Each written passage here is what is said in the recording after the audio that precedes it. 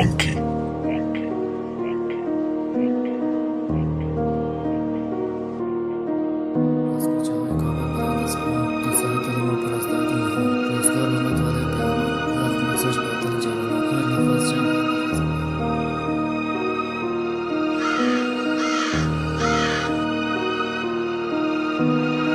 از کوچه های کابل بلند است فغان، قصه دل ما پر از درد و نهان. روزگار آمد ولی به امان، زخم گذاشت بر دل جوانان. هر نفس جنگ، هر نفس امتحان، استادم مانده مثل کوه استواران. نان کم است ولی هست ایمان، غیرت ما مانده تا آخر زمان. هر کی رفت فقط ماند یک داستان، هر کی ماند ساخت یک آسمان. نمیترسم از طوفان جهان، نه خم میشوم پیش نامردان. قلم من تیزتر از هر سنان، حرف من آتش است در هر مکان. از هرات تا دل بدخشان، از مزار تا قندار جوان. صدای ما میرسد هر زمان، میشکند دیوار هر زندان. دشمن اگر سازد هزار دکان، حق نمیمیرد به هیچ عنوان. دل ما روشن مثل کهکشان، نام ما زنده در هر زمان.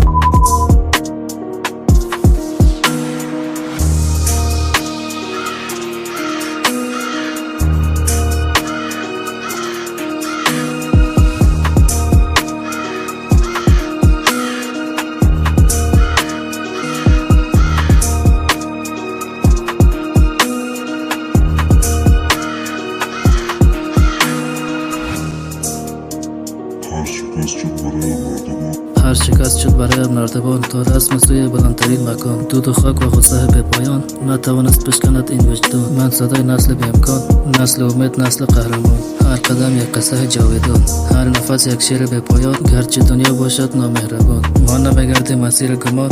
میروم تا آخر این میدان، با دل گرم و سر پر از جان. نه به زر نه به تخت شاهان، افتخار مردم افغانستان. مینویسم با دل و با وجدان، تا بماند نامم اندر جهان. هر کس دارد یک امتحان، سهم ما شد صبر و استقامت جان. میرسد روز سپید ما، میشکند روز این زنجیر زندان. تا نفس دارم همین است پیمان، میمانم تا آخر این زمان.